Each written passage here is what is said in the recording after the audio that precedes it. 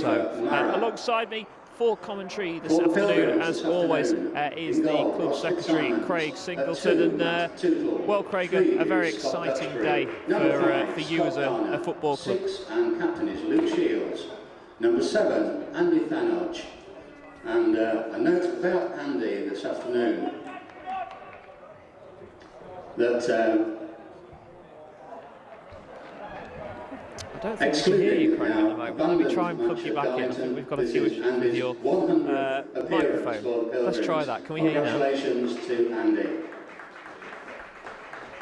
No, I think we're struggling to hear Craig at the moment. Let me see if I can. We'll try and fix that in a second. 10, Jordan Thewlis. 11 is Jay Rollins. 17, it is BBC Radio Lincolnshire. It is Rob Baby's Craig Singleton with you for commentary this afternoon of Boston United taking on Chorley. Luckily for all these occasions, Craig, we have spare microphones, so good start. We'll change those microphones and get you a brand new one to work with this afternoon. As I say, both sets of players just making their way out, and it's going to be an exciting afternoon, to say the least, for Boston United as they look to get their home games off at the new ground to a winning start. Both sets of teams are out, and well, Craig, I think we can hear from you now. Is that better? That's better. Hey. Now we've got right, let's go back to what we were talking about before. Yeah, get exciting start, isn't it? Fantastic. Yeah, it's been a long while in the offing, but we're ready to go. Like I say, I think you've had a good look round today, and you've sort of seen what a fantastic venue it is. Every attention to detail in lots of different areas, and it's going to be a fantastic asset, not just for the football club, but for the town as a whole. So it is Chorley who will get us underway here on Hope and Glory on BBC Radio Lincolnshire. Chorley kicking towards the end with the terrace at the moment. That's the easiest way to describe it. Early chance for Jay Rollins to get on the ball, get hold of the ball. Rollins goes to Mitch Rose to his right, and then sets Tootle off. Over the halfway line comes the Pilgrims right back, goes forward into Thanodge, just having to go back for the moment. Thanodge then looks to work the 1-2 with Tootle. It bounces up into the stand, and it will be a throw for Tootle to take, and already I think we've got a flat ball, so we're going to have to get on to the second ball of the proceedings. Tootle has it, looking for DeMeo, plays it back to Tootle, back to Thanodge now, and now with Rose, ball in field to the edge of the penalty area, can't find the Boston man. It's cleared long by Chorley, one for Garner to stretch and head back to his goalkeeper Fitzsimmons, still on that.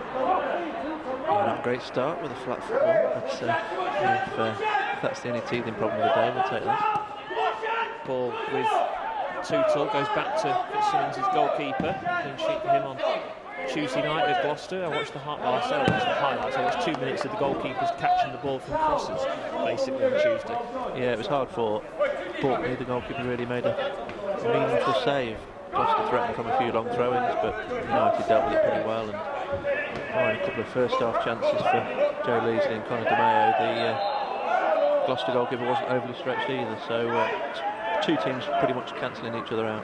Yeah, not the greatest of spectacles, judging by the highlights, that is for sure. It is going to be then Fitzsimmons to take this free kick for Boston. Just places it down, and then we'll look to go forward for Jordan Burrow to get his head on it. Over this free kick then for Boston. Goes long. To the left is Burrow. Burrow flicks it forward, can't find Thewlis, who's chasing after it. Chorley play the ball behind, and it's going to have to be Scott Leather who will clear it long towards the halfway line. Boston win it again through Garner, and then Arlen Birch looks to set off Cardwell forward. Cardwell in a race with Luke Shields, who does extremely well to work it back to his goalkeeper Fitzsimmons, who plays it out to Rollins on the halfway line. He flicks it forward into Jordan Burrow. Now a bit of time and space for Thanodge to work it forward. DeMeo tries to help it back into the path of Burrow. It's with Rose once again. He goes to his right to Tootle, and then it's forward to DeMeo. Back now to Rose. He'll look to switch play from right to left over to Duxbury. Duxbury, good first touch from him. Can he now work across into the box? It's a decent ball in. It's across the 6-yard box. No Boston players there. It comes back out to Mitch Rose, who heads it out to Duxbury. Is he going to be able to stretch to keep this one in play? Does keep it in place. A decent ball in. Thewlis gets a flicked header, and it goes behind. It will be a Boston corner. Yeah, two good crosses from Scott Duxbury, and the second one Jordan Thewlis nearly got on the end of, and Lewis Baines forced to concede the first corner of the game. So chance for Boston then from this corner. They're going to be Andy Thanodge with the right-footed out-swinging corner. What can he create from this? Thanodge with the ball in towards the penalty spot. It's headed away, and it will be a free kick. It was Scott Garner with the foul on the number 6, Lewis Baines. Yeah, Thanodge not quite getting his radar right just there, but plenty of opportunities hopefully with him in the team to deliver some corner deliveries and make the most of them, as the Pilgrims have done so often this season. I understand there might be a few of you struggling to hear us on the online stream. Unfortunately, there's nothing we can do about that because we aren't in control of the player microphones. So unfortunately, there's nothing we can do with regards to the commentary. You can listen to it online though if you're joining us on the BBC Sport website. Just go to the live commentary page there. You can find the link to listen to myself and Craig Singleton. The ball is with Chorley. They look to switch it forward, looking for the run of Connor Hall, who is offside. It is going to be a decision that will go Boston's way, Craig. Yep, Connor Hall looked like he was going to be flagged, and as soon as he made a movement for the ball, the flag went up and offside. So for Simmons to take this for Boston. We're about 4.5 minutes into this game here on Hope and Glory on BBC Radio Lincolnshire. It's Boston United 0, Chorley 0. Simmons goes to take it long. Burrow flicks it into the edge of the penalty area, just cut out from getting in the box. It's deflected now into the penalty area. It will be Leather who will clear it for Chorley over the halfway line. Garner nods it down into the holding man in midfield, Mitch Rose. Tom Platt having a fitness test before the game, but or having some fitness work being done before the game, but not expected to be back until next week. Here comes DeMeo, plays it forward, just a little bit too much on the pass. It was a nice idea, good run from Jordan Thewlis, but unfortunately for Boston United, they just couldn't work it through into the path of Thewlis. Nice play though from Craig Elliott's side. It remains 0-0, 5 minutes or so into this game. Ball played forward by Matt Irwin. Shields goes to head it forward. It plays back now to Lewis Baines. Baines now gets the crossfield ball into the box. Fitzsimmons comes, he's dropped it and then gathers it at the second attempt. It was good goalkeeping in the end from Fitzsimmons, challenged in the air, and he managed to gather it at the second attempt there. Yeah, I wasn't quite watching, but then when you started to get a bit dramatic, I started to panic, but grabbed it at the second attempt, giving United the chance to come forward again. Yeah, here they come with Burrow trying to win the header. Ball with the number 12, Will Tomlinson in midfield. He helps it across to Birch, the right full-back for Chorley. Thewlis closing him down back in the starting 11 today. Jordan Thewlis. He was an attacking threat who not had the great start to the season he would have expected. Thanos tries to slide in to win possession back for Boston. Can't do so. Birch will now play it to his right. To Newby, back in field now to Tomlinson, he goes forward towards the halfway line to Connor Hall, helps it back into the path of Shenton. Boston though will come away with possession.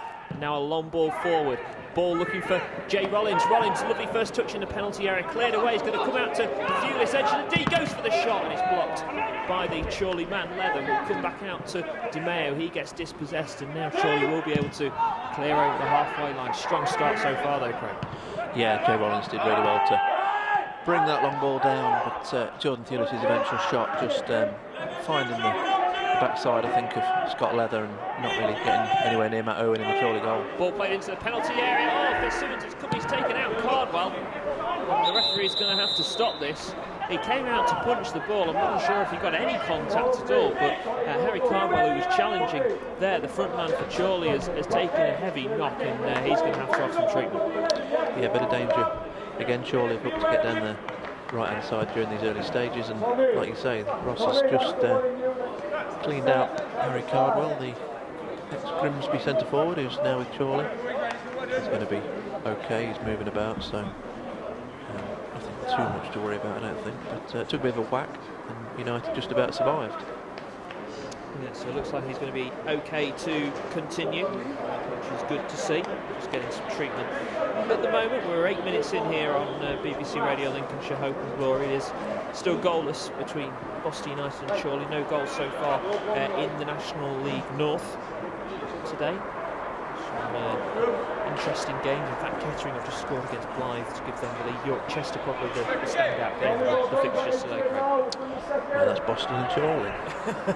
Apart from this game. Yeah, York and Chester, two of the heavyweights. They'll both be in and around the playoff picture at the end of the season, and obviously two of the biggest ex-Football League clubs as well. So pretty big show down there. But no fans allowed no fans at the game at York today, even though it's in a Tier 2 area. I don't think they were able to get all the paperwork and everything in place in time. So I think Booth and Crescent has been left to fester really over the last few months, because they didn't think they were going to be back, and then suddenly they get presented with an opportunity to stage a game with some fans, and there's a lot of hurdles they have to jump over. Yeah, York still not moving on to their new ground. Boston's first game at the James Community Stadium today. Cardwell tries to help it out to his left. It will be a Chorley throw on the halfway line. Shows a great job the chairman here has done to get this 7.5 years. It was July 2013. I'd look back today when I first interviewed the chairman about the quadrant. Yeah, the plans were unveiled in November 2013, so a little 2 or 3 months after that, and ever since then there's been a few doubters that didn't think we'd ever get to this point. And at times you do think, will it ever happen? But I always had full belief in what the chairman was trying to do, and we're now over halfway there to having a complete stadium. So it is going to be a throw for Chorley, long one into the penalty area. Rose tries to get it only to the edge of the penalty area. Boston still haven't been able to clear it. Thalage in with a challenge on Tomlinson, and it will be kept in play by the goalkeeper Fitzsimmons. It was just worked into the edge of the penalty area there by the away side, and Boston with the first bit of spell under pressure so far in this game. We're 10 minutes in, it's 0-0. Yeah, you obviously hope you win every game, but you just hope today has a happy ending really, because so much has gone into this. And I know the manager made a lot in his team talk of do it for the chairman today. He really feels that he's the man that's obviously driven all this and funded an awful lot of it. So give him a day to remember. It's been a lot of obstacles to overcome to get to this point. Rose helps it out to his left to Duxbury, and Mitch Rose, in fact, there was very clear in the fact that he wanted Jay Rollins to be moving to get the ball and keeping hold of the ball. Ball with Duxbury down the left. He's going to drive to the byline, looks to get the cross in. It's a really good one. Burrow was lurking. He's taken a knock to the lower back as he made his way through on the goalkeeper, Matt Irwin. There was no malicious nature into the challenge. It was just Burrow running in at that near post, as you would expect all strikers to do, to gamble and try and get something on it. But both Burrow and the goalkeeper have taken a bit of a blight. Yeah, the Chorley players seen appeal for the foul on the goalkeeper, which I think would have been given, but then Burrow's landed on his back, just jarred himself, I think. But he looks. They both look like they're going to be okay to continue, which is obviously good news. It certainly is. So Irwin back on his feet, Burrow back on his feet as well. It is Hope and Glory on BBC Radio Lincolnshire and on your Boston Life online stream this afternoon. Those of you watching on there, we'll have commentary on Tuesday night for you of the game at Blyth Spartans, as the referee's changing the ball again. Well, I watched them being pumped up about 1:30, so I'm not sure what the major issue is, but no doubt he'll feed back at half time. No, I think we should have had a sweepstake on how many balls go over the goal to our right and into the mud heap, which is there, the construction site. We can't access that on match day, so anything that go in there today, we'll have to wait until Monday morning. Well, I can tell you Chorley not one over there, so you get an extra ball. I did notice that, yeah. I won't be getting that back. Thalage has it in the centre of midfield, plays it into Rose, back to Thalage again, and works it back to Shields. Now forward to Tuchel on the halfway line. Rose now looks for the run of Rollins coming forward, and it just comes off Lewis Baines, the left back. It will be a Boston United throw to be taken by Matt Tuchel. Tuchel is with it. Ball forward into Di Maio, now to Andy Thalage. Can he work a bit of space to shoot? You see, he plays it out to Thewlis with a header. It drifts into the side netting. I think Jordan Burrow maybe wanted Thewlis to head it back across into the penalty box, but a decent header from Boston, decent header from Thewlis, remains goalless. Yeah, Burrow was potentially the better option, but I don't think Thewlis probably thought he could get it back across, so had the attempt himself, but well wide of Irwin's near post, and it remains goalless. Yeah, Owen to take this goal kick. Goes forward. Shields grabbing Cardwell. Referee won't give a decision there though. So it'll be a Boston United throw. To be taken by Tootle. Wipes the ball on his shirt. Boston United manager Craig Elliott on the edge of his technical area. James Riglio, the Chorley man. DeMeo with some good strength to get the ball out wide to Duxbury. Ball just played behind him. Duxbury having to sprint to keep it in play. Can only play it down the line looking for Thewlis. Chorley again clear to the halfway line.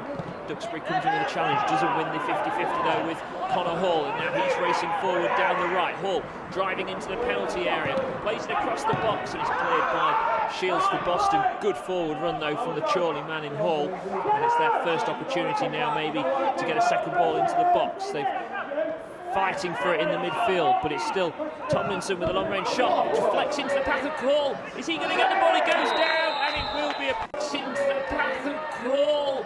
Is he going to get the ball? He goes down, and it will be a penalty Chorley. It was Fitzsimmons who was coming forward to try and get the ball off Connor Hall, and we could see the first goal at the new stadium, and it could be coming from the penalty spot. It did look like a penalty, didn't it? Hall just knocked the ball past him and he brought him down. I don't think there's any further punishment coming in terms of cards, but Pilgrims could be finding themselves a goal behind in their new home. Yeah, Connor Hall, who had made that run a moment ago as well, it was causing all sorts of problems. It is a chance now for Chorley to get the first goal in this game. It's going to be Elliot Newby who will take the penalty. So Newby with this penalty, can he give Chorley a 0-0 lead? We're on the quarter-hour mark. Newby steps up right-footed and puts it wide. 0 lead. We're on the quarter-hour mark. Newby steps up right-footed and puts it wide. He's been generous. He knows it's Boston United's day. He's missed the penalty. Incredible. You sometimes expect your goalkeeper to dig you out of a hole, don't you, and make the save, but to pull the penalty wide, blimey, that's a major let-off for the Pilgrims, and it remains 0-0. Yeah, that was a really poor penalty as well, wasn't it? It was one of those where it didn't seem to have been struck very well at all. And yeah, it means that it remains 0-0 here on Hope and Glory on BBC Radio Lincolnshire. Ball with Rose. He gets dispossessed though in the centre of midfield, and it's with Shenton. Drives it through to Hall into the penalty area. He goes down. To Hall into the penalty area. He goes down. Another penalty. Oh dear. Surely just cutting through, weren't they? Shields forced into a bit of a reckless challenge in the end. This could deliver a card. I imagine it would only be yellow because he did make a genuine attempt to play the ball, so I think it would just be yellow. But have you ever seen anything quite like it? I don't think I've seen 2 penalties in 2 minutes, 2 separate incidents as well. So Shields is booked. And here we go then. So Newby had the first, he's not having this one. Connor Hall is going to have this one. So Chorley, second penalty in 2 minutes. Second chance to take the lead. Hall will step up right-footed. He's going to smash this one, and he goes to the goalkeeper's left right. He's going to smash this one, and he goes to the goalkeeper's left right and puts it into the back of the net, and Chorley do have the lead 1-0. They weren't going to miss 2, were they? Gift, really. Just had the reprieve, steady yourselves, calm it down, and then you get cut through. Like the Pilgrims found themselves. Shields makes the last gasp challenge, gets booked, and 2 penalties in 3 minutes. Incredible. Yeah, as I say, it was just one straight next attack, wasn't it? Really, that was the problem. It was one attack with the penalty, which was then saved, and the second penalty then ended up being the second attack ended up being another penalty. Yeah, never seen a passage of play like that in a game, and it's. Yeah, it's not good, is it? The Pilgrims find themselves behind, and Chorley have made a pretty bright start here. Yeah, not the start Boston United would have wanted. They trail by a 0-0 here on BBC Radio Lincolnshire. Hope and Glory. Ball played forward by Chorley. I think you'll have to change your microphone again, Craig. I think we're having a few issues with it, so I'll give you another wire to to stick in.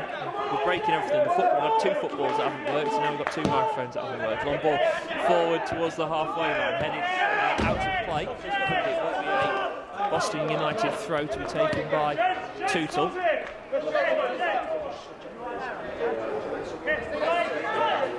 It is going to be a chance now for Boston United now to get straight back on the front foot. Ball with Tootle. He goes to DeMeo. Back to Tootle.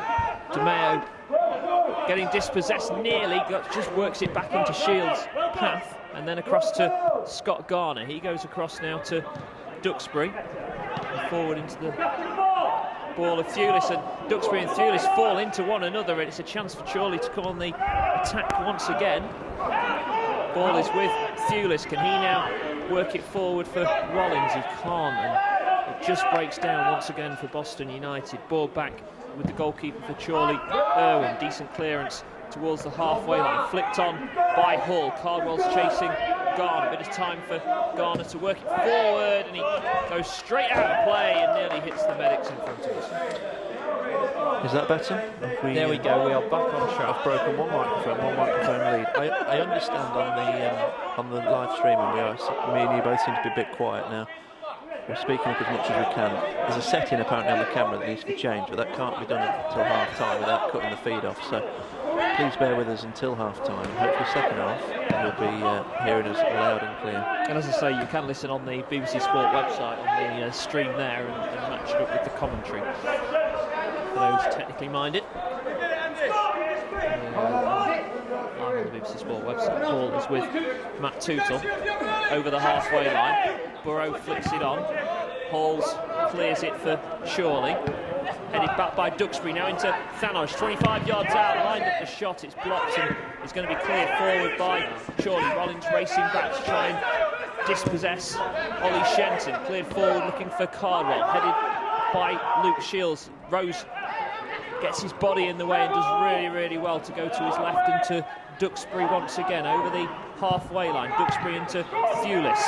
30 yards out from goal, back to Mitch Rose on the edge of the centre circle, looking for options. His pass is really poor though into DeMeo, and it's a chance for Chorley on the front foot as Cardwell gets tackled by Luke Shields, but it's just sloppy at the moment from Boston United. They've just not got into the flow. No, they've had a bad 10 minutes or so now. They've allowed Chorley to get on top. They've won themselves 2 penalties and undeservedly lead at the moment. There's just too many passes that are not finding their intended targets. Joining us, there was a penalty won by Hall for the foul by Fitzsimmons, the goalkeeper.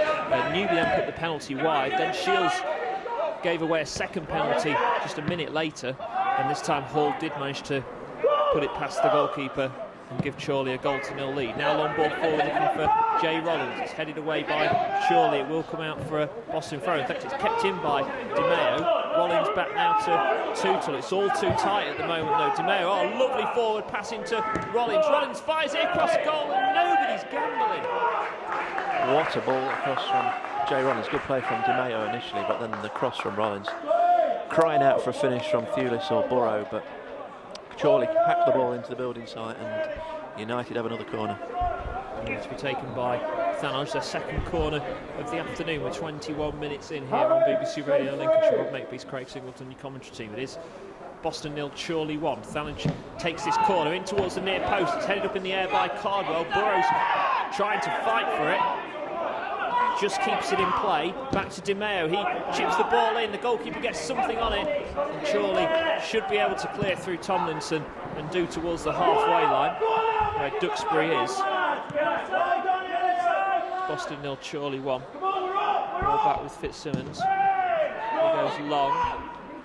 Over the halfway line. Burrow wins the flick header. Rollins trying to gamble and nearly gets there. It was indecision between the centre half, Andy Halls, and the goalkeeper Irwin, and Rollins nearly capitalised. Yeah, Halls was thinking Irwin was going to come and clean that up, but there wasn't enough on the ball and he had to deal with it in the end. Jay Rollins almost in with a clear shot on goal. Tootle plays it infield now to DeMeo. Looks for the run of Thewlis. And it will be a goal kick for Chorley. But we've seen a lot, Craig, in this opening 22 minutes. A lot of the 2 fullbacks, Tootle and Duxbury for Boston, looking to get forward at every opportunity. That's right, yeah. Offering a real width on the outside. Duxbury's already whipped in 2 or 3 great balls. Jay Rollins there as well a moment or two ago, delivering that ball from the right, crying out for the finishing touch. United just the goal scoring prowess of the early weeks has just dried up a little bit really. They've still been winning games and getting results generally, but goals have certainly dried up of late. Ball nodded down by Burrow. Thanos tries to get there. A couple of the goals in the National League North this afternoon. Kettering 1-0 up against Blythe. Also Spennymoor leading Curzon Ashton by 1-0. Farsley 1, Telford 0, Kettering 1, Blythe 0, Spennymoor 1, Curzon 0, Boston 0, Chorley 1 in the goals in the North so far. Ball into the halfway line for Chorley, racing forward. Now comes Elliot Newby, and the foul goes against the Pilgrims, and certainly it's the runners from midfield. It's Newby and Shenton who have been breaking forward from that midfield for Chorley that have caused Boston some issues because they've just got a lot of pace, haven't they? Yeah, they're very effective, aren't they? They get the ball and they just drive at you, and United's midfield have struggled with that so far, putting pressure on the defence straight away, and realistically that's where both penalties have come from, and 1 or 2 other attacks, so it's slightly worrying that it's all coming down the centre of the field. Andy Halls to take this free kick for Chorley, midway inside the Boston half, central position. Halls chips it into the penalty area, and it's come to nothing. It's going to go out of play, and it will be a goal kick. Yeah, a bit of a waste there, really, wasn't it? It was very central, so it was a long way out. Not going to be a shot, but difficult to curl it in and look for the head of one of your attacking players, and thankfully from the United perspective it drifted well wide. Manchester City leading by a goal to the Premier League against Sterling with the goal. You can see the goals on Match of the Day tonight. Reminder, we've got Coventry and Boston on Tuesday night. From 8 Monday to the North East to Blythe Spartans. Great story with you for that one. Ball forward by Tootle. Rollins can't win the header. Second ball taken down by Di Maio. Just chips it out of play for a Chorley throw once again. But better though from Boston United, which is good to see. After heartbreak of seeing a penalty missed by Chorley, and then 2 minutes later conceded another one and then went and scored it. Cleared forward by Shields towards the halfway line. Garner gets something on it. Rose is slow, and it will go out of play for a Chorley throw. And certainly Tom Platt is a big miss in that midfield, isn't he, at times? We certainly see those situations where he just has a calming influence, and you lack that at times, don't you? Without him there. Yeah, and sometimes appreciate a player more when he's not there, and really understand Tom Platt's value when he doesn't play. I know on the contrary the other night, Mark Hone, who's one of his biggest fans, he sort of made the point that the team were really missing him, and it's been noticeable, hasn't it? Obviously a defeat last Saturday and a draw in midweek, and then losing this game as well. So he'd obviously only missed one league game last year at Spennymoor through suspension, and he's now missed the last 3, so he is proving to be a big miss. It's nothing to do with Mitch Rose's performances, because he's certainly not playing badly, is it? It's just that Tom Platt is such an influential player. Di Maio has it now in the centre of midfield. He's being closed down. He's looking for options. He's going to have to go all the way back to his goalkeeper. He's going to try and twist away from the man. Good play from Di Maio, and then plays a short infield pass to Rose. Now he'll look to switch play over to Duxbury on the left. Just to take a couple of touches on the halfway line. Rose has moved forward. Just to be careful as Hall was lurking. Garner back to Rose once again. He looks to switch it to the right this time to Tootle, but it's easily cut out by Chorley, and here they come on the halfway line. Tomlinson plays it forward, gets the pass all wrong, which is lucky for Boston because Newby had made a brilliant forward run. It's given away by the Pilgrims once again. Out wide to the right to Newby, into the penalty area, plays it out, back out to the edge. The shot was going to come in from Calverley, goes back out to the edge of the penalty area, played in by the away side, cleared by Tootle. Now can Thewlis get something on it? Thewlis gets a little touch and tries to skip it over Scott Leather. He wanted a free kick for getting blocked off, but I think that was more Thewlis overhitting the pass. Yeah, just got a slight touch from Leather, but it never looked like it was going to be a free kick, but it was enough from the defender to ensure the ball ran out for a throw-in, and he didn't have to go chasing after Jordan Thewlis for too long. Temperature certainly dropped since the sun's disappeared. Maybe a Chorley throw. We're 27.5 minutes in. Boston and Chorley, one of you are just joining us on BBC Radio Link. Ball out of play for another Chorley throw. Opposite side to where we're based, where the third of the four stands is certainly flying up, isn't it, Craig? Yeah, it's only been up for 6 or 7 weeks now. The roof's gone on in the last fortnight or so, so they're concreting and starting the block work next week, so massive progress, and it should be ready for occupation by end of February, start of March. Part of the development is Chorley play it forward into Hall. Shields trying to battle it out, fight with Hall to keep it going out for a corner. Cleared long by Boston to the halfway line. Rollins chests it down, challenges in on Demare, and Chorley just look sharper to everything so far in this game. Fitzsimmons clears it right-footed forward. Again, it's a fall into the Chorley man in Tomlinson. His poor pass though is cut out, and now here's a chance for Boston on the attack. Thanodge plays it through. Can Thewlis get there? Thewlis over the bar!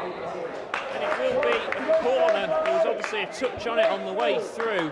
But a good chance for Boston, best of the game for the home team. Yeah, decisive breakaway. Thanodge just picked his pass at the perfect time. Thewlis running in on goal, and I think it must have been a touch from Irwin who came charging out, because referee right on the spot given the corner, and United very close to getting back level. Boston makes something of this corner. Thanodge to take it, right-footed in swinger. Corner comes in, it goes over the head of everybody. Poor corner. Now to play for a goal kick, and Boston wasting another opportunity from a set play. Gateshead leading at Leamington by a goal to nil, the latest in National League North this afternoon. Manchester City have scored a second against Fulham. Kevin De Bruyne from the penalty spot, making 2-0 to the home side there. Corner's not something we tend to say a lot of when we talk about Andy Thanodge and set pieces. We don't, but we've just talked about him 5 minutes ago. Tom Platt has a big impact with that usually. He's often the man to get his head on it, knock it back across goal, and obviously he's missing. So I think you can recognise his value in more than one way. Oh, lovely run forward from Thanodge, just slips though as he went to play the vital pass. Now it will be Chorley coming forward. It's a really open game, this one, as Hall then trips over the ball and plays it straight into the path of Thewlis, racing towards the box. Comes Thewlis, lovely step over. Can he get the ball across? Challenge comes in on Jordan Thewlis. Another corner would be Boston's, but again it just feels so open. It feels more like the last 5 minutes of a game than the opening 45. Yeah, it does, and United come alive really in the last 5 minutes through Thewlis. He's got on the ball once or twice and trying to make things happen. One United a corner there, a bit of good play, keeping the ball in. And Thanodge, 4th opportunity of the game now to deliver one of these corners. Corner does come in, goes over the head of Burrow. Burrow heads it back towards goal.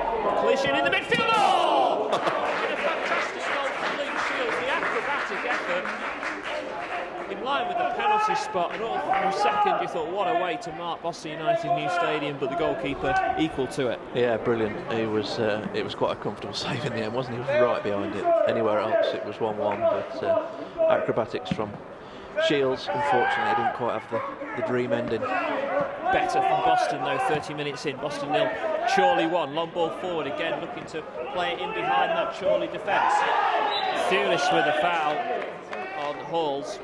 And it will be a Chorley free kick. A couple more goals in National League North. Alfreton leading 1-0 at Southport, and York have taken a goal to nil lead against Chester.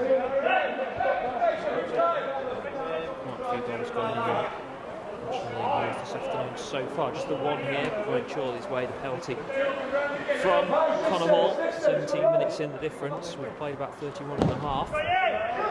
Irwin with the free kick plays it forward. Out of play. Arlen Birch, was he on trial here? Yeah, he's got a competitive appearance to his name for the Pilgrims. It was a County Cup game at the start of the last season. He'd just been released by fine.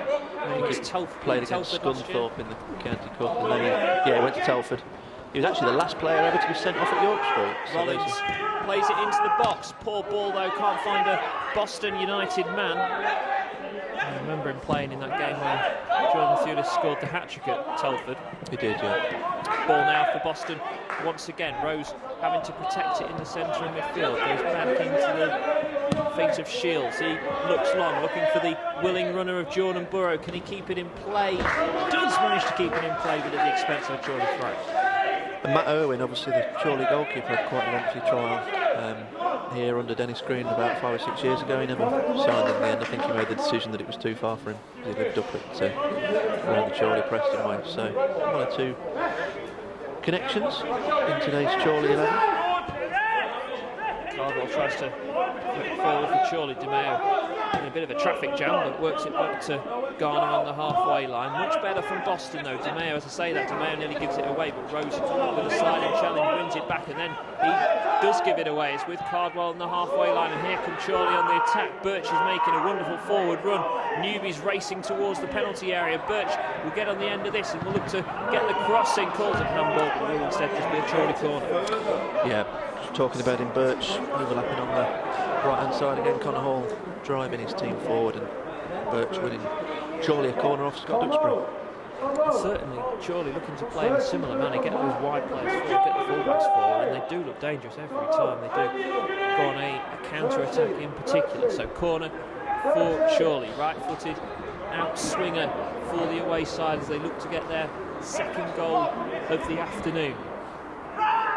Corner comes in towards the penalty spot, flick towards goal. Boston still not able to clear. Shot comes in, and it is a second. Boston still not able to clear. Shot comes in, and it is a second.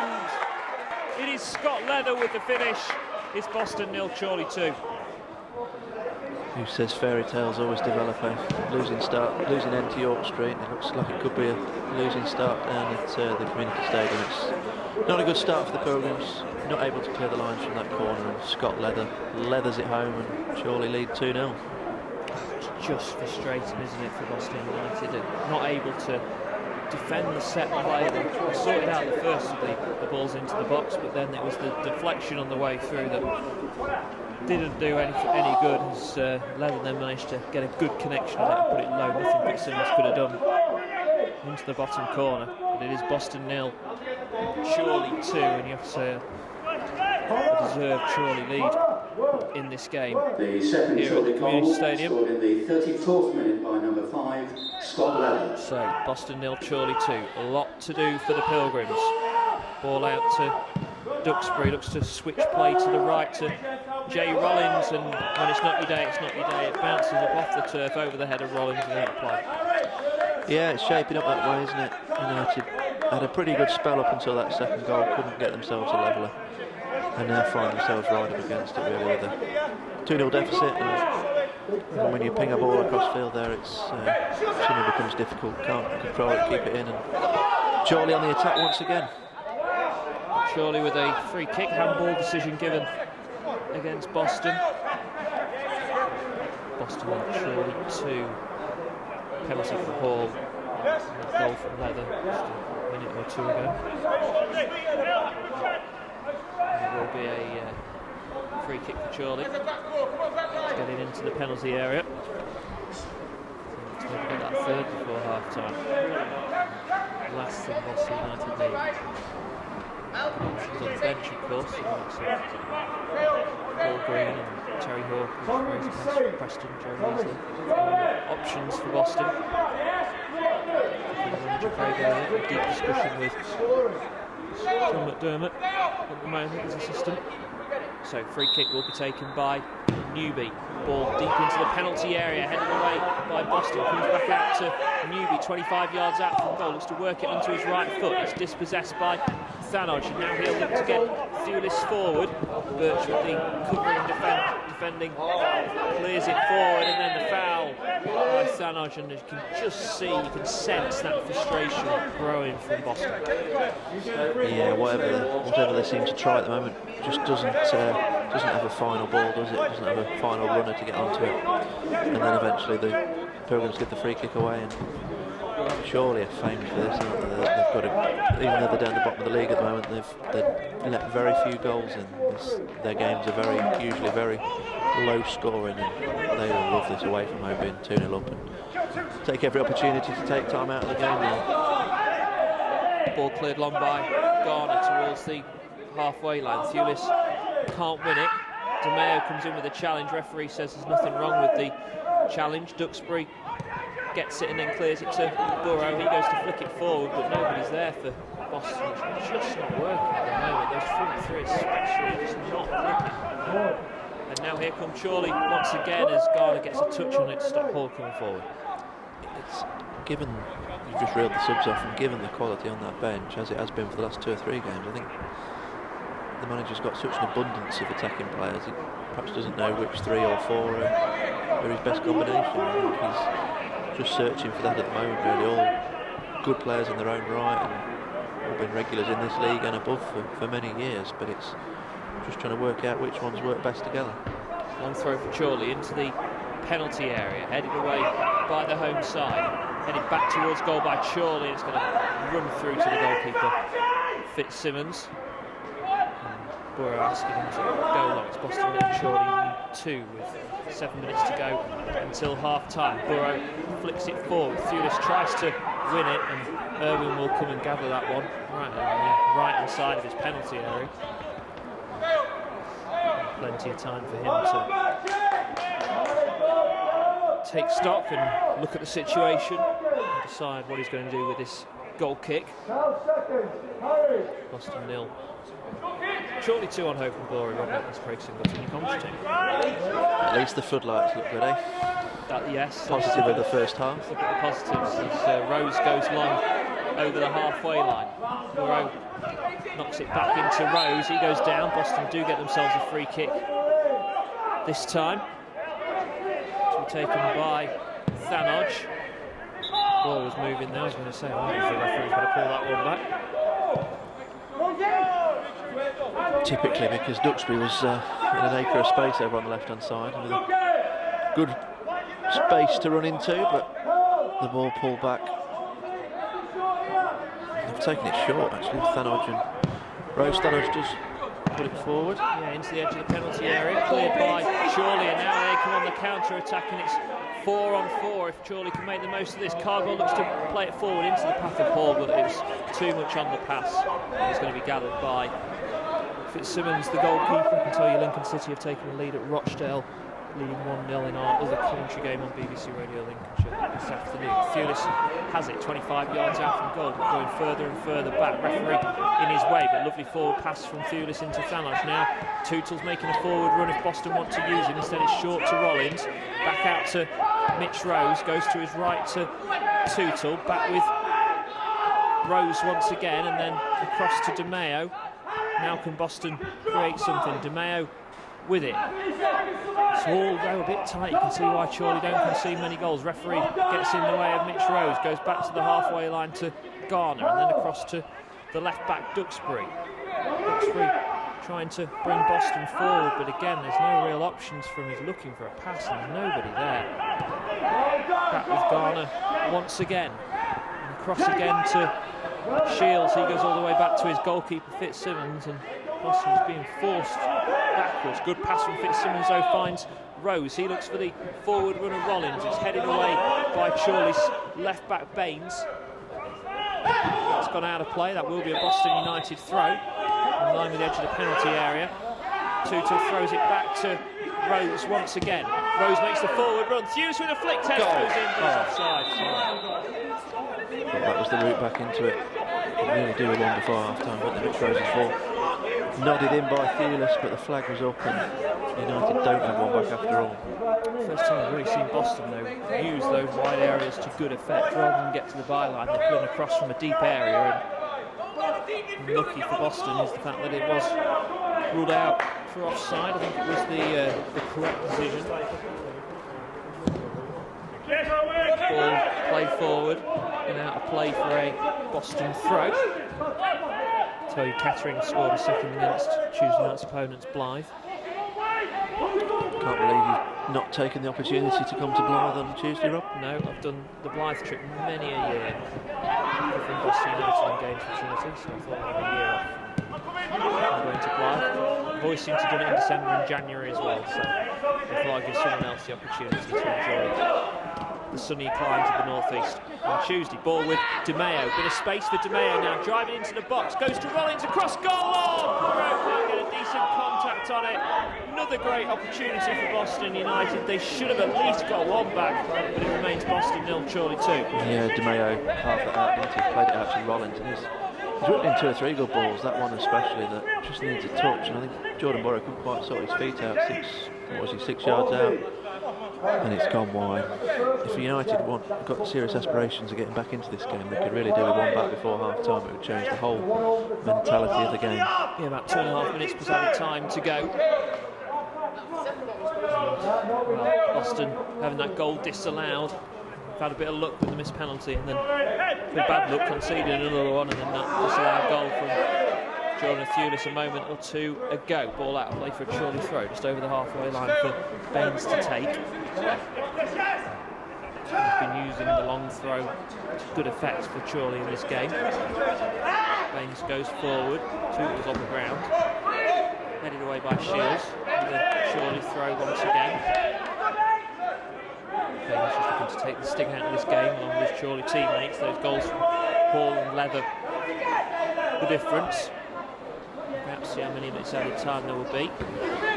In a moment or two. Thewlis now, can he sprint forward? Comes over the halfway line. No space for him to go into, and again Chorley are able to turn defence into attack through Newby. Couldn't find the pass to Cardwell. Good defending from Luke Shields this time. He goes and plays it back to Fitzsimmons, who will go long over the halfway line. Rose will now get his foot on the ball. Forward into De Meo, who's having good effect in this game. Conor De Meo is having more and more of an effect in this game. Looks to spin away from his man. De Meo's still with it. Chip ball infield to Burrow, back out to Jay Rollins. Now here's a good chance for Boston. Rollins with the cross in, it's just over the head of Thewlis.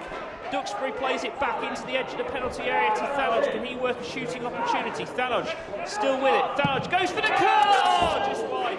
And it remains Boston 0, Chorley 2. Oh my goodness, this goal to for the Pilgrims if they want them. De Meo, like you say, at the heart of everything, a fantastic ball out to Rollins once again. How close was Jordan Thewlis with a header? Not close enough, and then Thalodge a few seconds later bends one just wide. So big moments, like I say, one back before half time would be so key in this game. Yeah, we're in the final minute of the 45. There's certainly goals in this game that are so great, I think, for both teams as well, but at the moment it's Chorley with the 2 and Boston without one at their new ground. Ball play forward by Chorley once again, calls of offside. The offside is given by the linesman.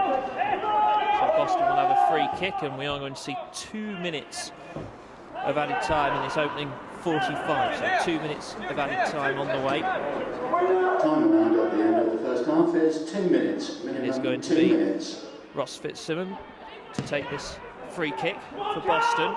Got a decent enough connection on it, really. Don't even get to the penalty area. Garner helps it back to Fitzsimmons to have another go to clear it long. This time he does go pretty long. Calls of Burrow for offside. I can't see why the defender's calling offside there. Burrow was well onside. Burrow going back though, has to go all the way back to Garner on the halfway line. Boston can just get that goal back before the break, make it 2-1. Puts a bit of doubt in Chorley's mind as we head towards half-time, but Chorley able to clear long. Garner takes it down, has to go back to Fitzsimmons once again. This time he'll go onto his left foot and will clear over the halfway line. Burrow looks to flick it on, but too much on the header, and it goes through to the goalkeeper, Irwin. Yeah, they've just enjoyed a pretty good 10-minute spell, haven't they? Not been able to find that goal, and Chorley will take great confidence of having kept them out. It's going to be a monumental effort second half to get something from this, but United have just got to keep going. They've created some glorious chances in the last few minutes, and even if they get one with 20 minutes to go and make it 2-1, I think Chorley are going to panic, and plenty of time to go. Let's try and remain positive. Yeah, it has been. I mean, it's strange, isn't it? Boston have had the best of the chances, but it's Chorley who've got the 2 goals. Yeah, obviously Chorley have missed the penalty, but what have they had? The 3 chances, 2 penalties, and the one they've scored. Again, Fitzsimons hasn't made a save, has he? And not that Irwin's been overworked at the other end, but so much good play around the box for United, but no end product just yet. Referee takes a look at his watch. Ball cleared long by Chorley. We have played now the 2 minutes of added time. Fitzsimmons goes to the edge of his penalty area to clear. Referee takes another look at his watch, and well, that should be about that, and it is. There is the half-time whistle then here on BBC Radio Lincolnshire Hope and Glory, and it's not been the greatest first half for the Pilgrims, Craig. No, very disappointing. Not only did Chorley spurn that chance to take the lead, and United gave them a chance again 2 minutes later with the second penalty. Crossover, mate. And then the real sucker punch was the Scott Leather goal 11 minutes before half-time, when United were just getting on top. And then obviously United have ended the half well, but not able to find a goal to bring it back really into the melting pot. No, so half-time here then it is Boston 0, Chorley 2. Defensive-minded players not involved today, so the consequence of that is that you've got an abundance of ways you can change the game with your substitutes bench. Yeah, I can tell you that there's no changes.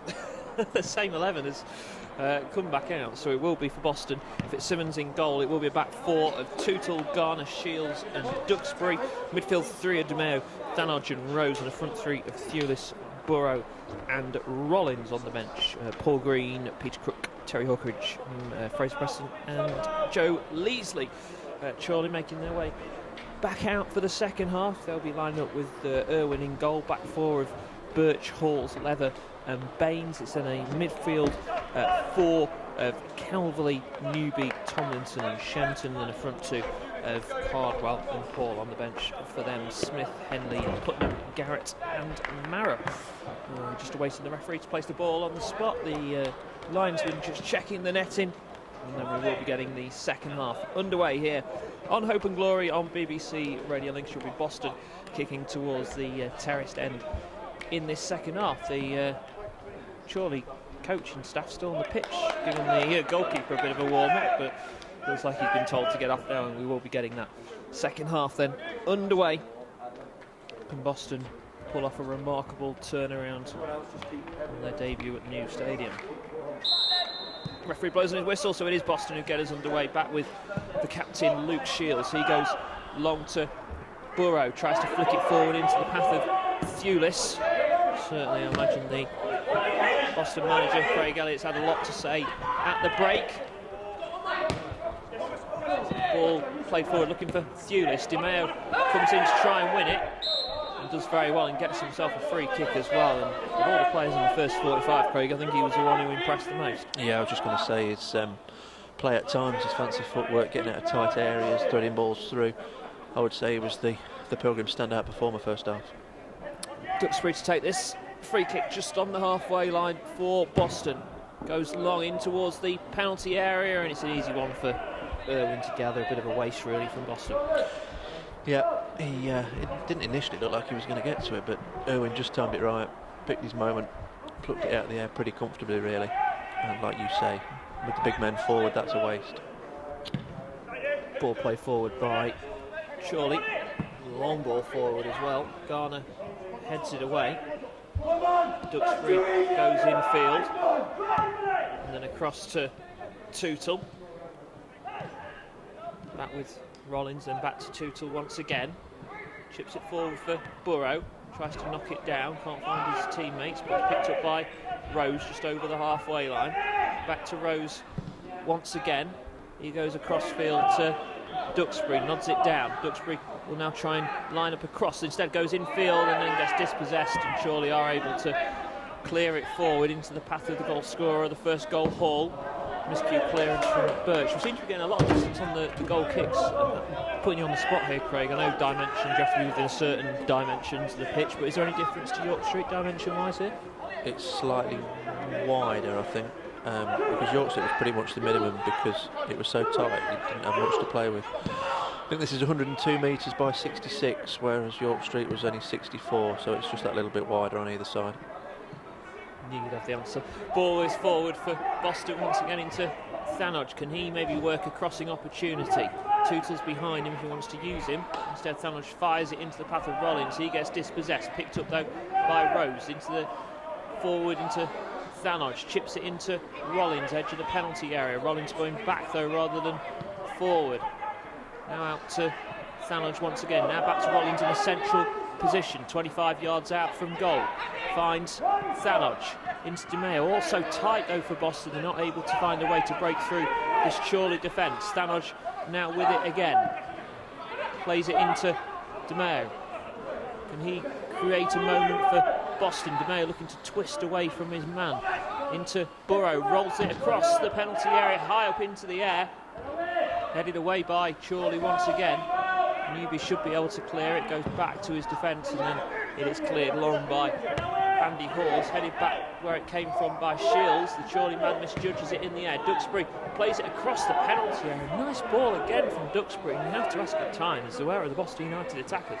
Yeah, too many times today. Balls have gone into the box and there's been nobody there, really inviting balls as well as that one was, bouncing across at a decent height.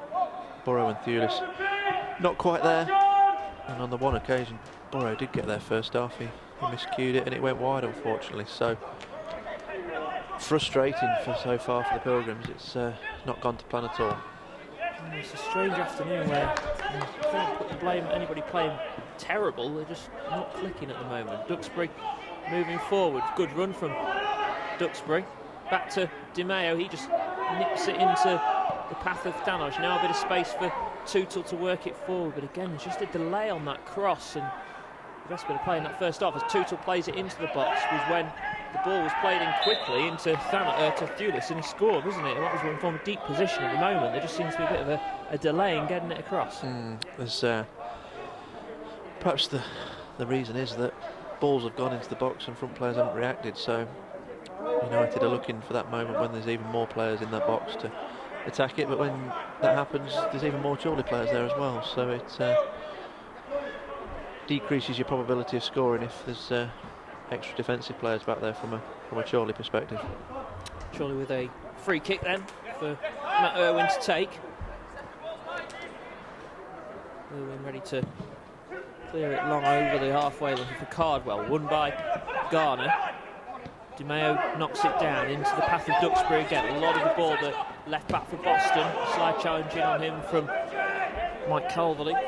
Will be a Boston throw. There's a ball, 2 balls on the pitch at the moment. One was being retrieved by the Stratford coach. Duxbury to take this throw for Boston. Throws it infield to Thanodge. Can he grab a real foothold on this game? No, instead he backheels it straight out of play. Nice idea, but Duxbury, sorry, I nearly choked myself on a drink. Thought, I'll just have a drink, first time of the afternoon. Yeah, Thanodge and Duxbury not quite on the same wavelength, and surely able to settle themselves down again and get themselves a throw in. Yeah, throw to be taken by Chorley, played forward into Thanodge. Tootle with a bit of pressure on him, does well though to control the ball. Across to Garner once again, and then Garner misplaces the pass, and Boston United just putting themselves in all sorts of trouble this afternoon. Rollins now across to Rose, he clears it long down the attacking right. Burrow chasing after it. Can Boston get themselves a throw in a decent position? Cleared up into the air by Halls. Rollins slides in, 50-50 challenge, well won. Rose then slides in with a 50-50 challenge. Referee doing very well to let play continue for both of them. So we're both fair, ferocious challenges, and then there's a foul by DeMeo, and it will be a Chorley free kick. Yeah, the softest challenge of all those. Results in the free kick. DeMeo just knocking Birch off balance. Chorley able to kill a few more seconds as they get ready to take this throw in. Free kick just over halfway. The manager just having a word with 3 of the players. And he's still having a team talk with them. Craig Elliott frustrated. Almost as if they're going to change shape or system, doesn't it? It's 3 of them trotted over. The 3, was it Hall, Newby and Calverley? So interesting to see what that changes, if anything. Ball off the head of Luke Shields and will go out of play for a throw right next to the corner flag for Chorley. You know it's going to be a long one into the penalty area. That's what they've been doing with Lewis Baines. He's now coming forward to take this throw. Right on the corner flag. What is he going to be able to produce here? Chorley with too many in the penalty area, 2 or 3 on the edge of the penalty area as they lead 2-0. 7.5 minutes into this second half. Baines with the throw. Long into the penalty area, cleared by Boston, only to the edge of the area, though it's a chance for Chorley. Slide challenges coming in, no penalty. Not going to get a third penalty of the afternoon, surely. And now maybe Boston can come on the attack. Thanos looks to play it forward for Thewlis, all on his own. Burrow trying to get into the penalty area. Thewlis now brings the ball into the area. Comes back inside on his right foot, trying to do it all himself. And it's blocked by Chorley and cleared. And that's certainly what Jordan Thewlis can offer you, though, isn't it, Craig? Yeah, got in behind, held it just as the teammates arrived, but then took it on himself. So he's done the hard work. Perhaps the ball across would have been better, but he perhaps thought he'd done the hard work, so he wanted the chance of the shot. Rollins tries to go past his man, goes down right in front of the linesman. Nothing given by the referee. Had a quiet game, Jay Rollins, so far. And now here comes Cardwell on the attack for Chorley. Again, he's all on his own at the moment. Comes inside on his right foot, plays it across to Newby, and now further across to Hall, still on the edge of the penalty area for the away team. Newby tries to work the shot, Rose with the block. Tootle will just help it back into the path of Fitzsimmons, and then it should be cleared long by the Boston goalkeeper. Burrow can't win the header. It's just not happening for Boston at the moment. Curzon have equalised against Spennymoor. That's now 1-1 in National League North. Here it is Boston 0, Chorley 2, Craig. Yeah, you would imagine Jay Rollins may be one of the ones to be withdrawn when the changes happen. It's his first start in a good few months, so I imagine he'll be tiring. So the other question will be whether the manager goes 4-4-2, takes off one of his midfielders, which is quite plausible with the options that he's got. Leasley could easily come over onto the left, Hawkridge possibly onto the right, and Thewlis through the middle with Burrow. So the good thing is there are plenty of things that the manager can do here, and he'll just be searching for the best option. Duxbury goes to win the ball in the centre of midfield, doesn't do it, but Chorley have given it away. A bit better from Boston in terms of the possession. They've certainly had Chorley on the back foot in the opening stage of this second half, but not being able to test the goalkeeper, Irwin. Tootle with it, now across to Thanog in the centre circle, goes to his left to Garner, now racing forward over the halfway line. He passes it into Thewlis, but the challenge stolen away, but then it's given away by Chorley into the path of Burrow, now with Rollins on the right. Can he commit a man and get into the penalty area? Rollins going towards the byline, gets it across goal. There's a shot from Thewlis, it's cleared off the line. Second chance now maybe for Di Maio. He's twisted and turning, looking to get a shot away. Still no room for Di Maio, and then he's tipped over the bar. Good save from the goalkeeper. Di Maio outstanding, isn't he? He's so good with his feet. Thewlis denied at close quarters, I think, by Birch, and then the opportunity looked like it might have passed United by, but Di Maio worked himself a yard of space, and Irwin required to tip it over, and this might just be the start of the onslaught. Here comes the Boston corner then, right-footed in swinger, comes in towards the penalty spot, punched away by the goalkeeper. Foul on Matt Irwin, and yeah, Di Maio, he looks so frenetic every time he gets on the ball, doesn't he? But he knows in his mind what he's trying to do. He's not one of those players who's panicking. It just looks like he's like tippy toes, isn't he? Constantly moving. You fancy a penalty for someone's going to dive in on him thinking they know where he's going, and he's suddenly going to change movement. And but in the end, he got the shot away, and credit to him for that. I think he's certainly been United's liveliest player today. Yeah, it's a good shot, wasn't it, coming in? And Boston, as I say, have had their opportunities, they've had their chances in this game. It's not like it's been an easy afternoon for Chorley by any means so far, but we're edging towards the hour mark. We've played 57 minutes. It is Boston 0, Chorley 2. Chester have equalised against York. That's now 1-1.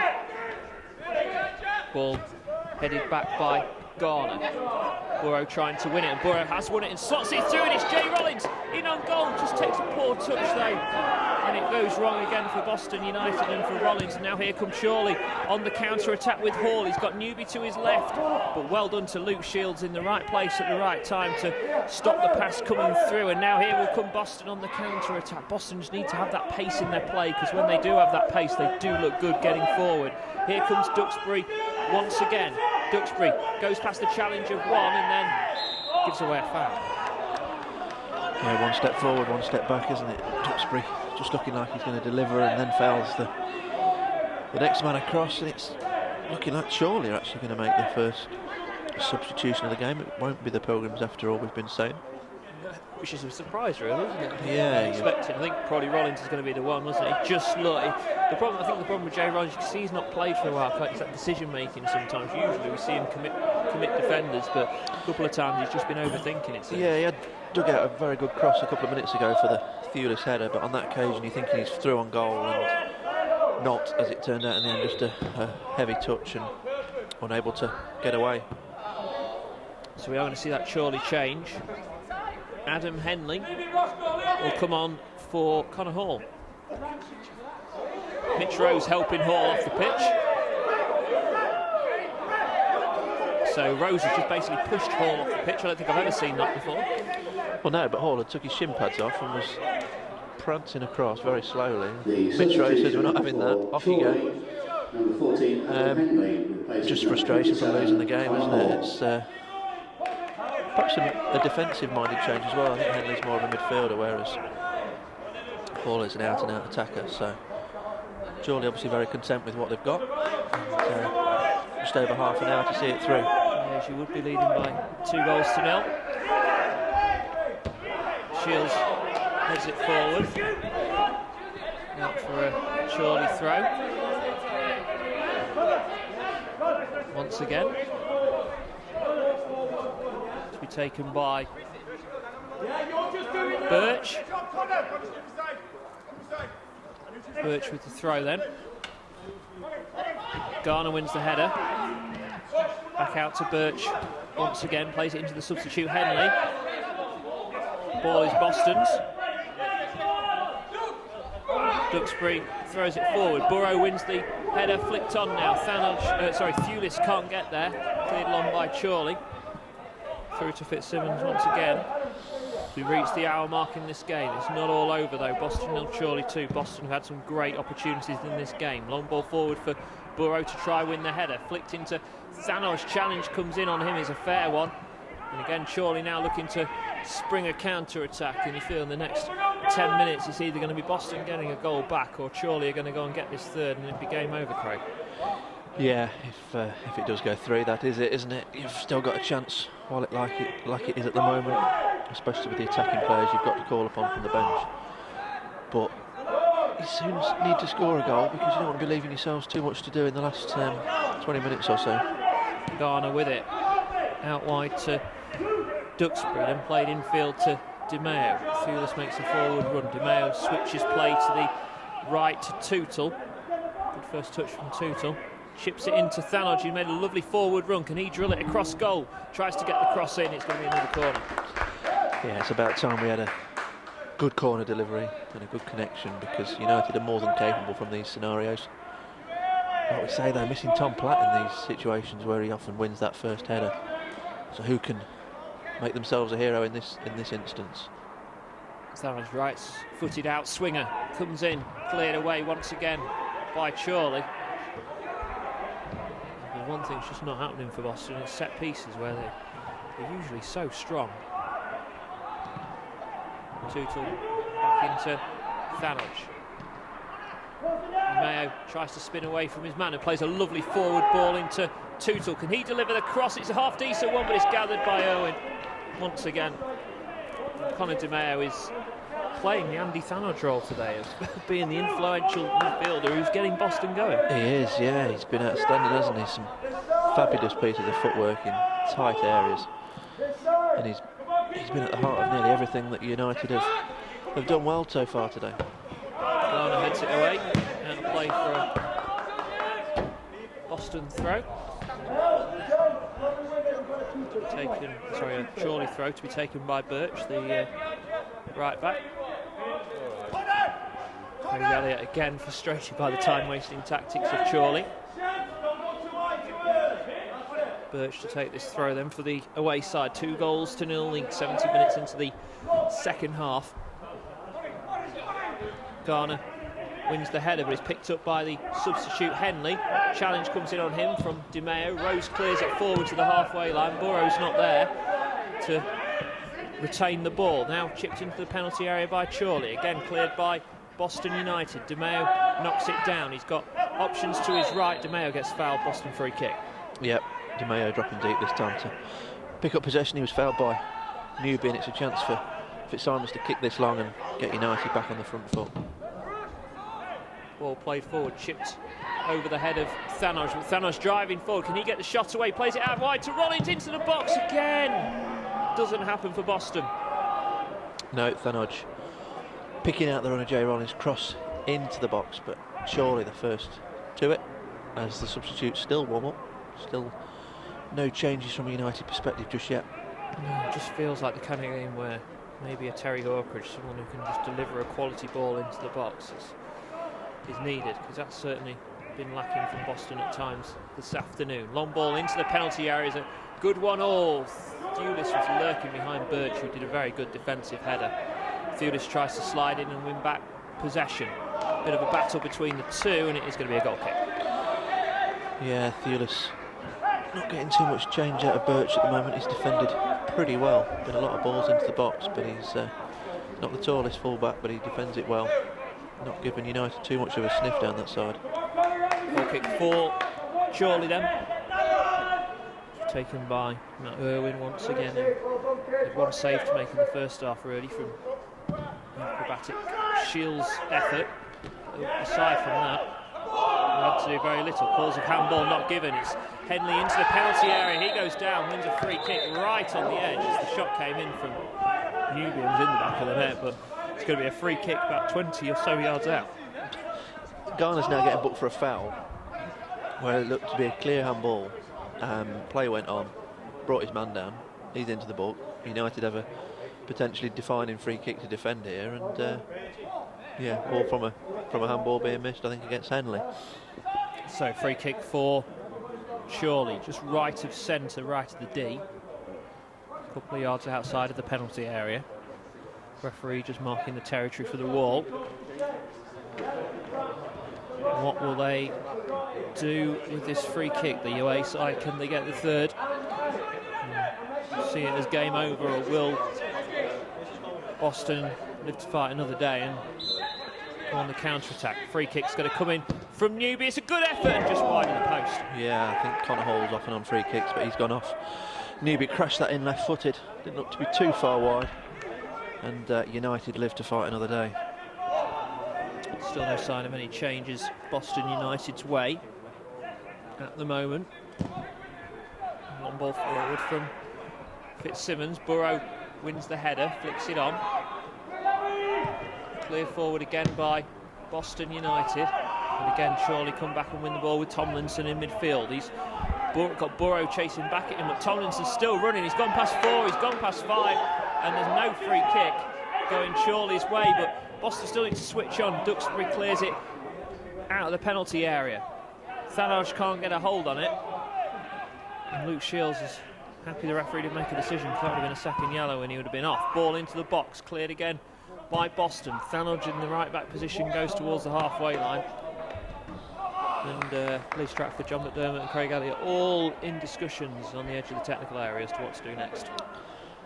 Yeah, and apart from personnel, what do you change? Because there have been so many balls into the box today, not that many clear-cut chances, but the midfielders and the wide men are delivering, but it's just not fallen, has it? It's United haven't really had that one glorious chance yet to get themselves back into the game, and it's now ticking on by, and we're nearly at 70 minutes, so time's starting to run out. Yeah, halfway into the second half. Still those goals from Hall and Leather in the opening 45. The difference between Boston and Chorley. Sorry for Chorley again, long throw set to come in from Baines. The left back. Baines throws it into the penalty area, headed away by Boston, only to the edge. Shot comes in, it's driven wide. It was the number 8, Mike Calverley, with the effort. Decent effort as well. Yeah, took it well, didn't he? Brought it down. Got his shot away, thankfully. Wide from United's point of view. But yeah, Chorley close on a couple of occasions in the last 2 or 3 minutes to that game-clinching third goal. Forward by Fitzsimons. Burrow wins the header again. Doesn't find the Boston man though. Fitzsimons clears it forward, looking for Thewlis. Picked up by Di Maio. This time his touch isn't the greatest. Chorley going back towards their own goal. Cleared, scooped up into the air by the goal scorer, Leather. Right play, it's going to land not too far away from where we are in the press box. York have taken a 2-1 lead against Chester now.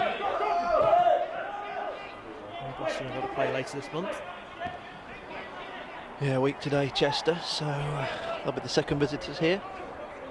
Hopefully, United will have picked up some points in the meantime. If not today, then certainly on Tuesday night at Blythe Spartans. Paul Green looks like he's being given instructions. He looks like he might be the first one to come on, which I think of all the possible subs, bar Peter Crook, would be the last one we thought of, really. Yeah, I thought Hawkridge and Leasley would have been the first two, really. But Paul Green's had a pretty good start to the season. I think a lot doubted him when he signed because of his age, but so fit and drives United forward, and he's going to need to do that in these last 20 minutes. DeMeo plays it forward. DeMeo gets a lucky deflection on the way through, then goes down. No free kick given. Chorley with the ball out on the wide left, cleared long by Baines towards the halfway line to Newby once again. He looks to flicks it forward to Cardwell. We are going to see that change for Boston United shortly. Does he take Mitch Rose off as his holding midfielder, or Andy Thanodge? I can't see he can take Conor DeMeo off. No, not the game he's had. Given how well he's done today. Throw for Baines then. Guiseley are leading 1-0 against Brackley. At the moment, Boston would be down to 15th. No change at the top, of course, with the top lot involved today. No, this date was reserved for FA Trophy, so clubs were, when it was apparent that the trophy wouldn't be played today, clubs were free to pull in their own fixtures. So perhaps no one agreed to go and play Gloucester and Fylde as the top two. And Kidderminster in third as well. Are they not playing either? No. And the top three all without a game. Ball is with Thanodge, works it from DeMeo, works it across to Thanodge. Again, he's blocked out and it's cleared long by Chorley. Fitzsimmons races out his penalty area, goes past Cardwell. He's decided he's going to try and do it all himself. He gets to the halfway line and then looks long. Poor ball forward though from the Boston goalkeeper. Rose tries to head it forward. Fitzsimmons is out of his goal, and there was a second there. I thought the Chorley man was going to shoot from inside his own half and try and score. Ball is with Rose into Rollins. Driving infield comes Jay Rollins. Looking for a pass. Goes out to Duxbury. We are going to see that change with Paul Green coming on. Duxbury still with it. Can he work out a cross? Duxbury with the right-footed ball into the box. Easy gather for Irwin once again. Yeah, good intention, but no end product. Too close to a goalkeeper of Matt Irwin's quality. He wasn't going to struggle with that. And Paul Green is coming on, just trying to see the board, but I would guess at Thanodge or possibly Mitch Rose. Lincoln scored a second in the other commentary game against Rochdale. So Rochdale 0, Lincoln 2. Ball back with Fitzsimmons. He looks long over the halfway line. Burrow can't win the header. Duxbury gets it, and now with DeMeo once again. Can he pick that perfect pass? DeMeo, oh, lovely skill from Conor DeMeo. Out wide to the right to Thewlis. Looks like he's going to leave it for Tootle. Thewlis gets it though now. Can he run into the penalty area? Thewlis wants to get the cross in. It's going to bounce back out to Tootle. He can line up the cross. It's a good cross this time, and it's headed away by Chorley. And it's a mistake between Rose and Shields, and now here comes Cardwell on the halfway line. Shields can't foul him, because otherwise he'll be sent off. Newby with it. Newby now moving forward. Henley's to his right. Instead he finds Birch. Birch will look to line up a cross, goes towards the far post. Boston trying to get players back. The shot comes in, it hits Tootle in the midriff, and it will be a Chorley corner. Yeah, Shields thought about flying in, didn't he? But if he'd mistimed it, he would have been sent off, so he'd have thought better of it. Chorley carried on the attack and required a pretty fearsome block from Tootle in the end. It looks like he might have just been winded. Chorley going to take a corner as Hawkridge and Paul Green look like they're coming on. I would imagine Rollins has perhaps run out of steam and he will be replaced, given it's his first game for many months. We'll wait and see who it is. So Paul Green and Terry Hawkridge about to come on. We've got about 17 or 18 minutes left.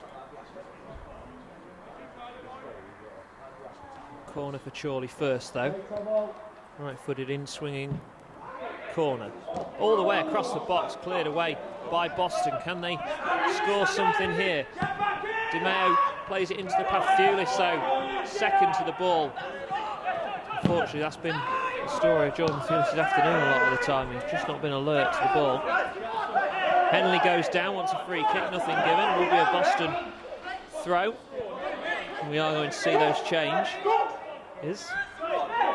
Mitch Rose is the third. In fact, we're not, because Duxbury's taken the throw, but he's thrown it straight to the Chorley man.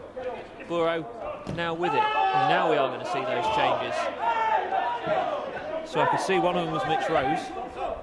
He's going to come off in a second. And it looks like Jay Rollins is also going to be the man who comes off. So Mitch Rose and Jay Rollins, the men replaced by Paul Green and by Terry Hawkridge. I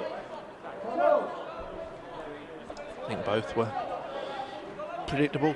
Rollins because he's not played much football, and Rose because he's your holding midfield player, and you don't necessarily need one of those when you're 2-0 down with 15 minutes to go. So bold moves, nothing to lose now from the Pilgrims. 15 minutes to go, and they need to find themselves 2 goals. Throw for Duxbury to take into DeMeo. DeMeo still with it. Across to Tootle. Out wide to Hawkridge. First touch for the substitute.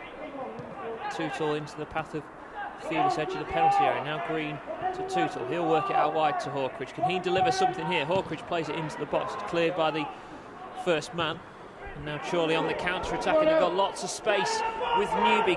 Cardwell's made the forward run. Newby, though, going towards Garner, goes past Garner into the penalty area. Comes Newby, looks to get the ball back across goal. Wonderful sliding challenge from Shields, denies Chorley a third.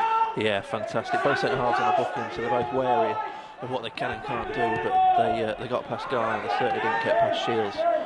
And a fantastic block, I think, from Shields to deny Henley and just keep United in with a sniff here.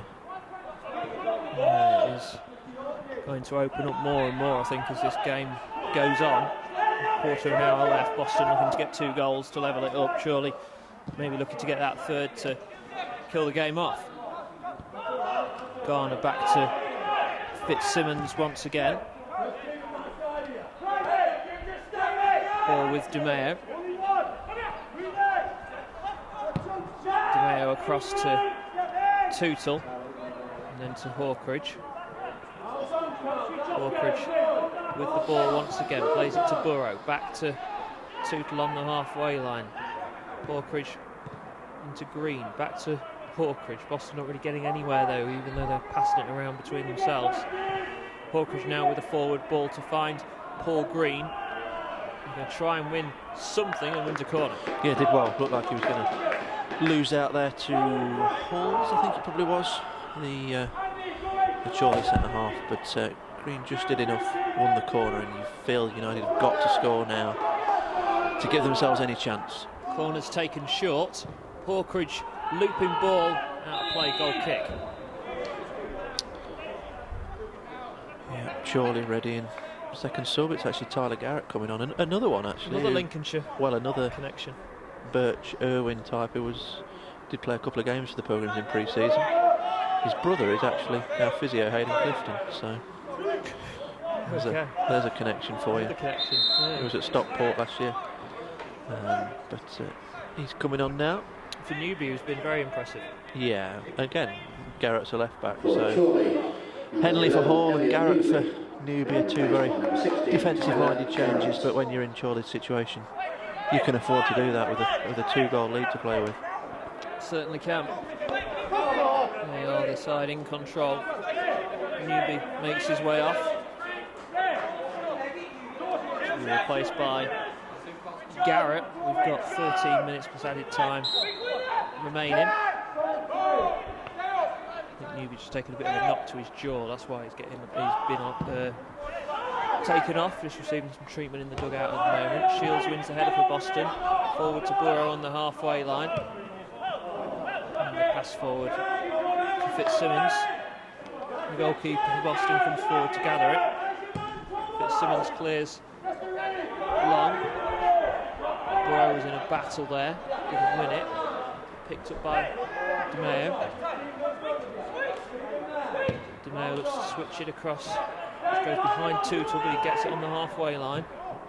Tootle chips it forward down the line for Paul Green to try and keep in play. He's done well. Green now back with Hawkridge. Tootle back to Hawkridge once again. And infield, it's Hawkridge to Thewlis, 25 yards out from goal, Boston.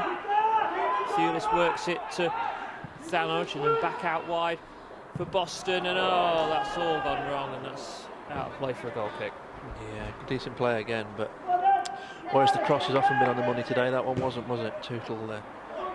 No, it wasn't Tootle, I think, probably DeMeo, to be fair. Got right underneath it, skied it, and gives Chorley a chance to kill a few more seconds as we rapidly now approach the last 10 minutes. Yeah, it doesn't look like it's going to be the perfect start to the new stadium for Boston, unfortunately. Which is such a shame. You always want to start off well at a new ground, but looks like the season opener will be the stadium opener will be a defeat. Throw for Boston with Duxbury. Want some options, not really got any. Goes forward, Burrow can't win it. Henley trying to keep on it. Ball's already got out of play for a Boston throw for Duxbury. Joe Leasley coming on now. Last roll of the dice for Craig Elliott. Ball up in the air from Chorley once again. Kept in play by Henley. Mayo has it. Looks to switch it. Gets way too much on the pass and it goes out of play. I think he might bring him off now, for as well as he's done today. He's got to sacrifice one of his midfielders, you'd think.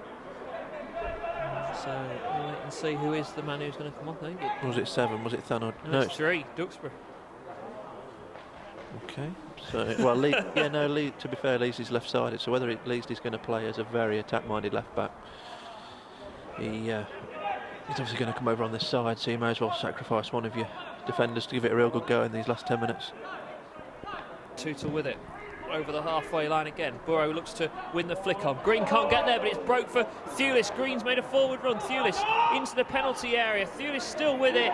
Again, his decision making isn't correct, but Thewlis wins it back, spins past his man, goes into the penalty area. Again, he gets dispossessed.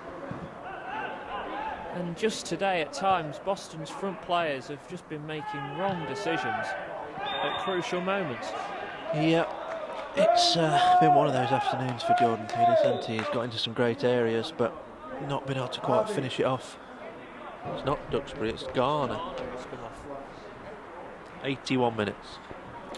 So, real throw of the dice this. Scott Garner making his way off, Leasley on. Certainly an attack-minded change. Third and final substitution for the Pilgrims. Number 5. So we'll see how this lines up. Maybe Duxbury going across to play centre half and Leasley playing as that attacking fullback. Ball forward by Boston. Perhaps thinks with both centre halves on the booking that Chorley are going to have at least one breakaway. And you don't want to lose them. You can't afford, even if you do lose today, then you don't want to be losing one of your 2 big guns for Chester next Saturday. So Duxbury to take this throw. Chorley look like they're making a change in the back four as well. Harvey Smith's coming on. Andy Hall's numbers up the centre half, so don't see a need for them to change the centre half unless there's an injury. Doesn't appear to be anything to. Yeah, potentially there is actually. Andy Halls might be just hobbling across there slightly as he chases, tracks Jordan Thewlis' run. Hawkridge looks to switch play, and that switch for Boston has not been working all afternoon.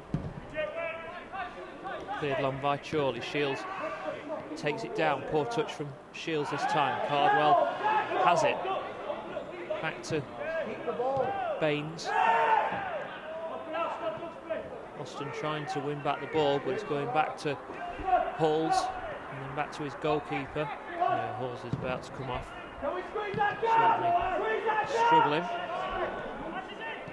challenging on Cardwell's a good one for Boston from Shields. DeMeo flicks it into the path of Green. Green then tries to play it forward. Irwin's come out to the edge of his penalty area and gathers it. I don't know what to say really, it's just been so frustrating, hasn't it? United have tried to do the right things, got too much wrong from a wide perspective. They've whipped plenty of balls into the box, but things really fallen for them. They've not had that glaring chance second half to get themselves back in the contest, and surely look like they're going to see this out pretty comfortably. It's just not clicked, has it? The big occasion just not lived up to the billing, has it? It's not that big an occasion because there's nobody here, but it's still the first game at this fantastic new ground, and it was meant to be the start of something really positive, and you have to wait another week now to try and get that first home win. So Hall's coming off. On will come Harvey Smith for the away side, leading by 2-0. 7 minutes to go. Harvey Smith replacing for Andy Hall. Duxbury to take this throw. Thanodge tries to switch it and get it across to Tootle. Thanodge works it out to Duxbury and it goes wrong again for Chorley. Almost gets to a point where you just think we may as well give up and go home, because nothing's going to change. No. Nothing's worked, does it? And it's going to take a monumental shift now to get United back into this, unfortunately. Yep, unfortunately we can't go home, Craig. I'll be here till 6, presenting Hope and Glory tonight. So. And it's really got cold second half. It's not warm at all now. Pop into one of the drinks establishments across the road on the way home to warm up. Free kick for Boston. Here's Fitzsimmons, plays it short to Duxbury. Duxbury taking his time over getting it forward, goes across to Shields. Shields then into Tootle on the halfway line. Green's come short, back with Tootle again now. Across to Thanodge. Thanodge finds Shields in the centre circle, back out to Tootle. Boston still trying to play it short and trying to get it into the penalty area with 5 minutes to go in this game. Duxbury has it and then slips on it, and maybe this is the chance Chorley needed. It's a mistake from Duxbury.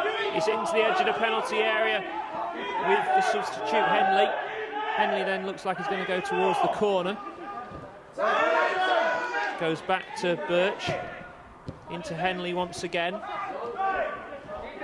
Forward into the number 13, Shenton. Henley to Shenton. Boston trying to win it back. Henley misplaces the pass, but Leather was there to clear it forward. Shields gets something on it, but it's still picked up by Shenton. Back to Henley. Forward to Shenton once again. He's going to try and put a ball in the box. Good challenging though this time from Joe Leasley. Again, Boston giving the ball straight back to Chorley. It's with Birch. Ball into the box, looking for Cardwell. Gathered for Fitzsimmons though. Yeah, Chorley keeping it pretty confidently, weren't they, in this near corner just down in front of us. But when Birch did decide to toss it in, Fitzsimmons claimed it. And United have messed that attack up as well. So Chorley hanging on pretty comfortably, really. Disappointingly so from a United perspective. I think when we speak to the manager at full time, I think one of the frustrations will be the lack of real saves the goalkeepers had to make. Yeah, he made that one from Shields' acrobatic effort first half, wasn't he? But he was right behind it. It was straight at him. And he tipped one over from DeMeo, sort of around about the hour mark. But been a lot of oohs and ahs and scrapes across the face of goal. But the goalkeeper's not been required to excel himself, and that'll be a major disappointment to Craig Elliott, I'd imagine. Green has it. Back with Shields. Going to Duxbury on the halfway line. Spins away from his man. Looks to play the ball forward into Jordan Burrow. Wins the header, but an easy one from Matt Irwin once again. Yeah, he's flicking it on to nobody really, wasn't he? Thewlis was level at best. And Irwin allowed to clear up pretty comfortably with what 2 minutes. Just 4 or 5 maybe of stoppages to see through for the Magpies here. Yeah, very comfortable at the moment. The home side not playing too well as Tootle goes forward into Green, back to Tootle once again, and then out wide to Hawkridge. Back with Tootle into Burrow. Too much on the pass forward, goal kick. Yeah, it's just fizzled out, hasn't it? The onslaught hasn't really arrived. Chorley have managed it pretty well. And you've got to say they're deserving winners today, unfortunately. It's not been the grand opening we wanted to this new stadium. But plenty of opportunities ahead. Loads of fixtures to come. It's going to be a very busy 6 months. FA Trophy starts in a couple of weeks, and the good thing is when you've got plenty of games to play, there's always a quick opportunity to bounce back, and that's what United, I'm no doubt will be looking to on Tuesday night at Blythe Spartans. Losing 2-1 Blythe this afternoon. DeMeo trying to win it in midfield, does well and then wins a free kick. Takes it quickly, handball, Harry Cardwell. Yellow card, Harry Cardwell. Yeah, he wasn't going to let that be taken quickly, was it? Blatant handball, and stalled any chance United had got of getting it forward pretty quickly. Referee not happy with the referee not happy with the players. DeMeo, sorry, because DeMeo took the quick free kick and referee said he had to wait. I tell you, Brackley had taken the lead at Guiseley.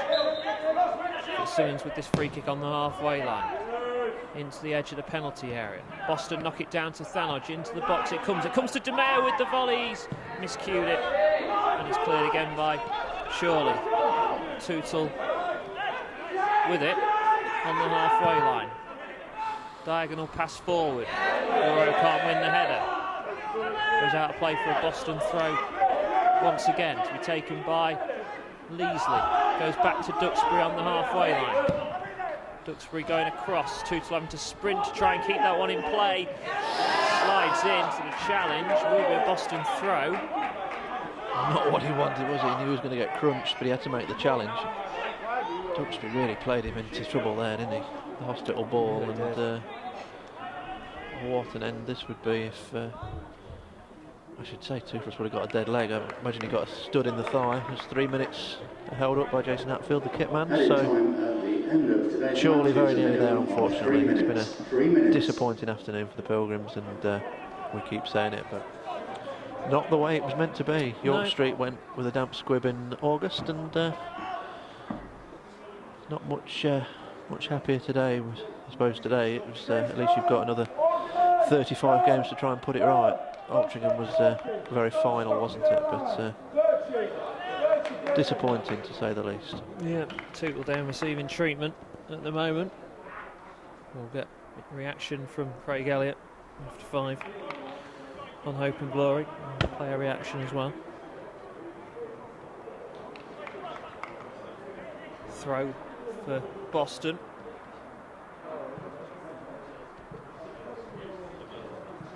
To be taken by Paul Green. Tootle gingerly making his way off. I mean, the only good thing for Boston is that they do have a lot of full-back cover. Heading into Tuesday's game at Blythe. Ball back with Shields on the halfway line. Still with Shields. Across to Duxbury. Tootle's still off at the moment. He might have missed the final few minutes of this game. Yeah, looks like he's not going to be okay to continue. Boston will win this game with 10 men as well, just to add to the disappointment of the afternoon. I'm sure Tootle will be absolutely loving Duxbury for selling him short and making him make that challenge. I think is he going to come back on or not? It's right at the top of his thigh, by the way. I bet he's got a stud hole right in his thigh. And now here comes Chorley on the attack, and it's only Luke Shields back defending. It's with Tomlinson. He's got 2 players to aim for in the penalty box. He's going to try and keep it in the corner though. Tomlinson still with it. Twisted, turning, goes past 2 Boston players with these. Tomlinson looking for the 3rd place. Is it over? He did well, didn't he? Luke Shields is on tenterhooks because he's on a booking. And not only is he thinking about today, he's thinking about, I don't want to be suspended for Chester next week. So he's struggling to commit to a challenge, and Tomlinson did very well to weave his way into the box, but his finish was sadly lacking from a Chorley point of view.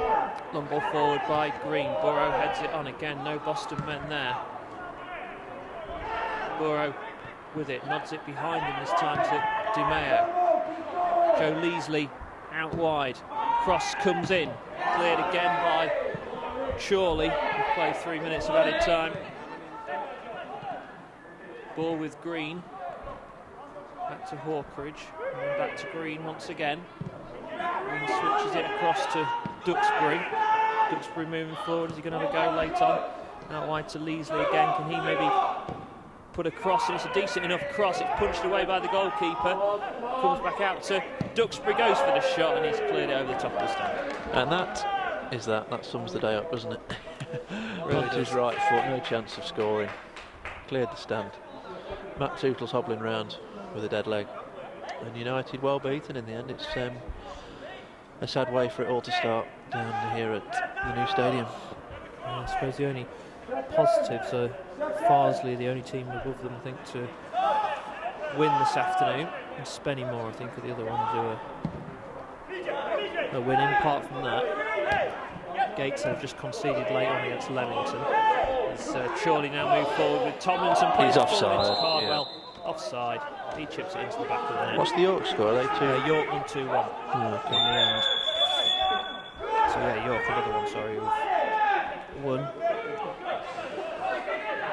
Fitzsimmons then to take this goal kick, and that will be about that. He's playing on here, isn't he? And there is the full-time whistle. It is a victory for Chorley. It's not the afternoon Boston United wanted.